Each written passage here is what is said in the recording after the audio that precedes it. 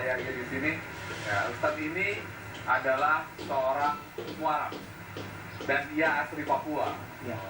Ustadz cerita dulu deh pergumulannya menjadi seorang ustadz, menjadi mualaf. Katanya Anda anak pendeta ya?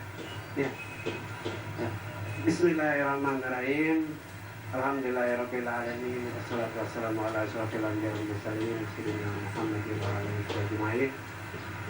Yang pertama mungkin mualaf ini udah lama ya. Udah lama. Udah ada hampir 20 tahun lah. Jadi bukan mualaf lagi. Jadi sudah alhamdulillah Allah memberikan hidayah taufik kepada saya. Saya memeluk Islam tahun 93. Jadi tahun 93. Dan memang secara rasional, secara akan pikiran saya sendiri, saya tidak mungkin memeluk agama yang dibawa oleh Nabi besar Muhammad Sallallahu Alaihi Wasallam. Tapi itulah yang saya rasakan. Alhamdulillah saya bisa masuk Islam. Karena Ustaz, kita tahan dulu karena ada informasi lain yang harus sampaikan. Nanti kita harus memantau. Ini pemirsa, akhirnya ya tadi kita sudah melihat ada sebuah mobil putih masuk ke dalam lapas. Ini kemudian mobilnya sudah keluar dari lapas dan kita duga mobil ini membawa Ariel Peter Pan. Anda bisa melihat saat ini awak media berusaha mengabadikan gambar Ariel yang diduga menggunakan mobil putih ini ya. Tidak hanya awak media, tapi juga puluhan bahkan ratusan fans juga menunggu keluarnya Ariel dari lapas. ya, ini besarkan dan rencananya dari lapas ini Ariel akan menuju ke Kejaksaan Negeri dan rencananya akan menggelar konferensi pers di sebuah hotel di Bandung, Jawa Barat. Ya, kita kembali ke Jakarta masih bersama Ustadz Al-Payagir di sini. Silakan Ustadz. Maaf terpotong. iya. Jadi saya teruskan bahwa memang secara pikiran saya tidak mungkin karena bapak saya itu pendeta. Jadi orang yang betul-betul memperjuangkan Kristen.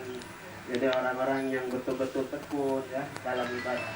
Tapi itulah kekuasaan Allah Subhanahu wa taala. Ya awal Ramadan itu.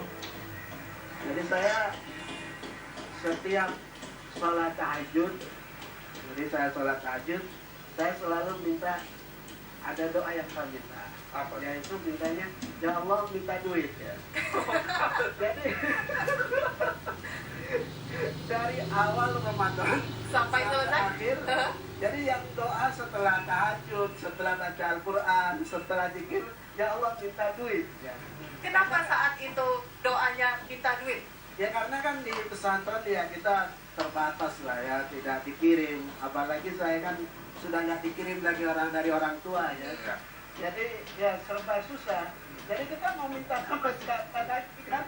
Jadi setiap tahajud saya hanya minta ya Allah minta duit. Nah, setelah Idul Fitri, itu malam itu takbir, malam Idul Fitri itu takbir ya. Saya itu sampai meneteskan air mata. Alhamdulillah, saking terharunya, alhamdulillah saya bisa melaksanakan puasa sebulan. Setelah nangis, sudah sholat Id, terus sholat zuhur, sholat asar, sore-sore.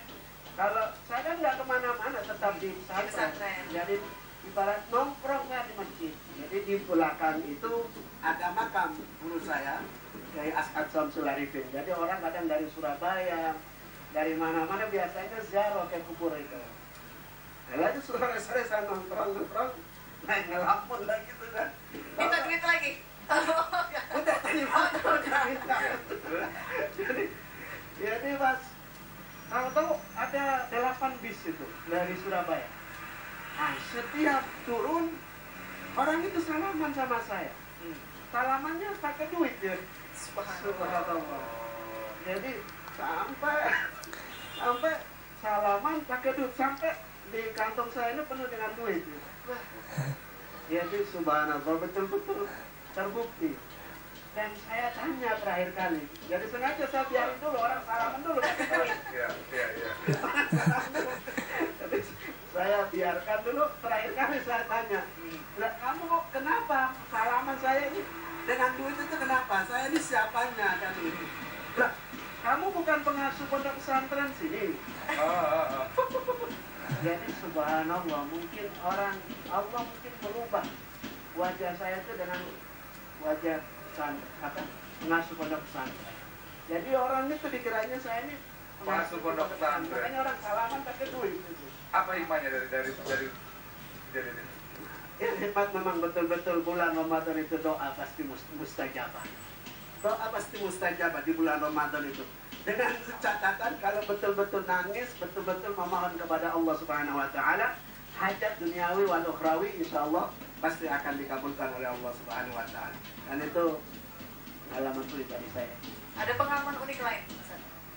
Iya, yang unik, yang menarik itu kan ya suatu kebanggaan lah ya kalau orang bisa menyempurnakan iman orang Islam itu menunaikan ibadah haji. Saya itu pertama kali naik haji, nyampe di Jeddah di Mekah sana, lagi di tawaf situ. Tahu saya didatangi sama orang. Mas Mukal Kamil. Dia tanya, siapa namamu? Nama saya Saiful Islam Al-Fayani. Dari mana? Dari Indonesia. Lah katanya. Oh ya. Enggak. Tidak ya? Tidak. Nggak mungkin model kayak kamu itu orang Indonesia katanya. Model kayak kamu ini, mungkin kamu dari Sudan atau mungkin dari Afrika atau mungkin dari Yaman kan gitu. Kamu nggak mungkin orang Indonesia. Kalau nggak percaya, ayo saya ajak si orang itu. Saya ajak sama orang Indonesia juga. Ini teman saya ini orang Indonesia. Saya pakai bahasa Indonesia. Ini percaya lah. Percaya. Ya, dan karena kita terbatas, Ustaz, mungkin terakhir Ustaz, mudah-mudahan kita bisa silaturahmi lagi seperti ini, mudah-mudahan minggu depan atau seterusnya. Ustaz, terakhir Ustaz, tausiah Ramadan untuk mereka yang ada di rumah, untuk mengisi bulan Ramadan. Singkat saja, Ustaz. Iya. Yang pertama, kita mau naik haji, kalau kita berdoa di bulan Ramadan, insya Allah akan dipanggil oleh Allah Subhanahu wa taala. Apapun kita masalah duniawi wal ukhrawi, di bulan Ramadan ini kita minta kepada Allah, nangis kepada Allah, munajat kepada Allah Subhanahu wa taala, insya Allah kita akan diberikan oleh Allah Subhanahu wa taala. Karena ini semuanya adalah milik Allah Subhanahu wa taala.